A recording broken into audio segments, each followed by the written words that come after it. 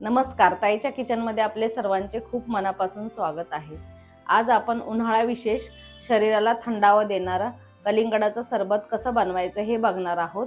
कोणत्याही प्रकारचा रंग किंवा प्रिझर्वेटिव्ह न वापरता हे सरबत आपण अगदी घरच्या कमी साहित्यात बनवणार आहोत, त्यामुळे व्हिडिओ कुठेही स्किप न करता शेवटपर्यंत बघा।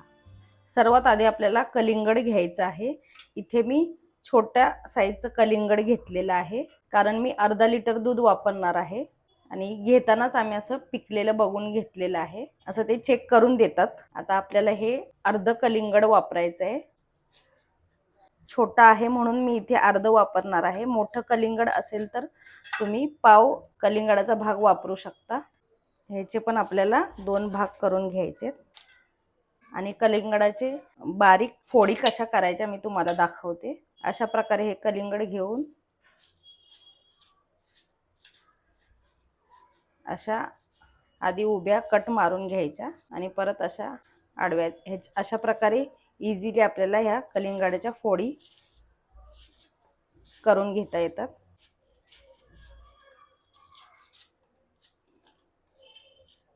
आता हे अर्धा राहिलेला आहे, त्याचं पण मी असंच करून घेते। इथे अर्ध्या कलिंगडाच्या मी ह्या बिया करून घेतलेल्या आहेत आणि त्याचे 2 भाग केलेत। यातला अर्ध्या भागाचा आपल्याला रस तयार करून घ्यायचा आहे आणि अर्धा आपल्याला नंतर वापरायचा आहे। यातल्या बिया मी काढलेल्या नाहीयेत, पुढे मी तुम्हाला दाखवते यातल्या बिया कशा काढायच्या त्या। यात मी इथे पाव कप इतकी साखर ऍड करते। कलिंगड गोड असतं त्यामुळे जास्त साखर घालायची नाही, कमी झालं तर आपण नंतर साखर ऍड करू शकतो। याचा आपण रस काढून घेऊया। तयार करून घेतलेला कलिंगडाचा रस आपण आता गाळणीने एका बाउलमध्ये गाळून घेऊयात। अशा प्रकारे रस आणि हा कलिंगडाचा चोथा वेगळा होतो। इथे तुम्ही बघू शकता अशा प्रकारे ह्या बिया वरती राहिलेल्या आहेत आणि चोथा। ह्या अर्ध्या कलिंगडाचे ज्या फोडी आपण बाजूला ठेवलेल्या होत्या त्याच्यातल्या बिया मी काढून घेतलेल्या आहेत, त्या फोडी पण यात घालायच्या। थोड्या फोडी आपण गार्निशिंग साठी ठेवूयात। आणि हे सब्जाचं बी असतं जे आपल्याला कोणत्याही किराणा स्टोअर मध्ये भेटतं। शरीरातील उष्णता कमी करण्यासाठी हे बी फार उपयुक्त असतं आणि वजन कमी करण्यासाठी पण याचा तुम्ही सेवन करू शकता। हे आपल्याला तासभर पाण्यात भिजत घालायचं आहे। इथे मी 1 चमचा सब्जा भिजत घातलं होतं आणि ते 3 ते 4 पट असं फुगतं पाण्यात भिजत घातल्यावर। हे आपल्याला सब्जाचं बी ह्यात ऍड करायचं आहे। उन्हाळ्यात तुम्ही ह्याचं रोज सेवन केलं तरी खूप छान आहे, शरीरातील उष्णता कमी होण्यास खूप मदत होते।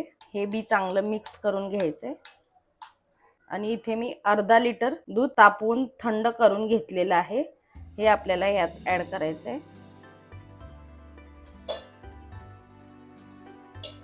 आपलं कलिंगडाचं सरबत तयार झालंय, पण ह्याचा रिचनेसपणा अजून वाढवायचा असेल तर आपल्याला यात मी इथे रोज सिरप ऍड करते 2 ते 3 चमचे।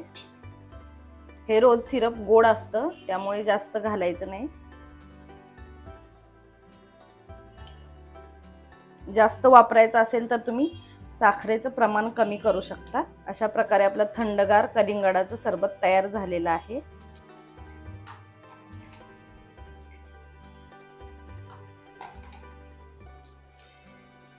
थंडगार सरबत आपण छान असं ग्लासमध्ये सर्व करूया। 2 बर्फाचे क्यूब घालायचे। खूप जास्त तुम्हाला थंड हवा असेल तर, नाहीतर असंच सर्व केलं तरी चालेल, कारण आपण सर्व थंड करून घेतलेलंच आहे। त्यात सरबत ओतायचंय।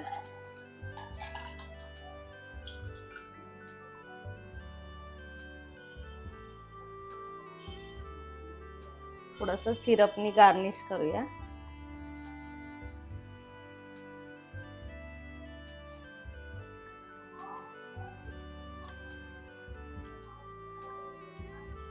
पिता पिता खाता येणारे हे थंडगार असं कलिंगडाचं सरबत खूप टेस्टी आणि रिच झालेलं आहे। तुम्ही पण या उन्हाळ्यात अशा प्रकारे हे सरबत नक्की बनवा आणि मला कमेंट करून सांगा कसं झाले ते। व्हिडिओ आवडले असेल तर लाईक करा, जास्तीत जास्त शेअर करा, चॅनलवर नवीन असाल तर सबस्क्राईब करा आणि आपल्या व्हिडिओला जास्तीत जास्त हाईप करा।